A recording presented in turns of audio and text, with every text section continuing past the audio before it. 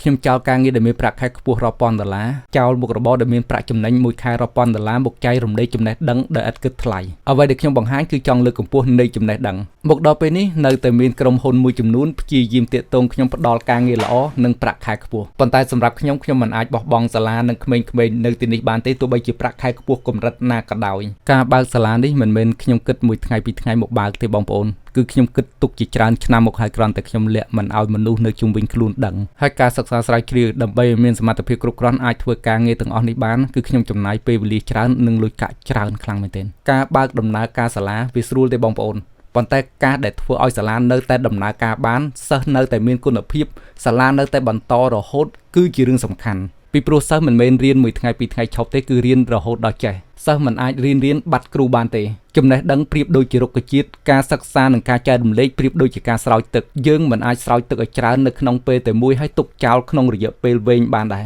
ត្រូវការស្រោចទឹកជាទៀងទាត់រហូតដល់រុក្ខជាតិនោះរឹងមាំចំណេះដឹងក៏ដូចគ្នាគឺត្រូវការហ្វឹកហាត់រហូតដល់ចំណេះដឹងនោះរឹងមាំហើយអ្វីដែលជាលក្ខណៈពិសេសរបស់ខ្ញុំក្មេងៗដែលនៅក្បែរខ្ញុំពីមួយថ្ងៃទៅមួយថ្ងៃគឺកាន់តែចូលចិត្តរៀនរឿងដែលមនុស្សគ្រប់គ្នាពិបាកធ្វើគឺពិបាកធ្វើយ៉ាងណាឲ្យក្មេងៗចូលចិត្តរៀនប៉ុន្តែក្មេងៗដែលនៅក្បែរខ្ញុំមិនមានក្មេងណាដែលមិនចូលចិត្តរៀនទេដូច្នេះឪពុកម្ដាយទាំងឡាយហើយបើកូនបានសាលាល្អហើយកុំរំខានពេលវេលាសិក្សារបស់កូនហើយបងប្អូនកុំបារម្ភថារៀនជំនាញទៅក្រែងលោកខ្សោយចំណេះដឹងទូទៅជំនាញក៏ជាផ្នែកមួយនៃចំណេះដឹងទូទៅដែរហើយកុំបារម្ភថាក្រែងលោកបន្ទុកនៅសាលារដ្ឋថយចុះខ្ញុំហ៊ាននិយាយថាមានតែកើនឡើងពីព្រោះនៅទីនេះសិស្សអាចសួរគ្រប់សំណួរចំណេះដឹងទូទៅបានមិនត្រឹមតែប៉ុណ្ណោះខ្ញុំបង្រៀនទាំងគណិតវិទ្យាទាំងភាសាខ្មែរបន្ថែមទៀតពីមួយថ្ងៃទៅមួយថ្ងៃសិស្សរបស់ខ្ញុំកាន់តែខ្លាំងជាងមុនអត់មានខ្សោយទេបងប្អូន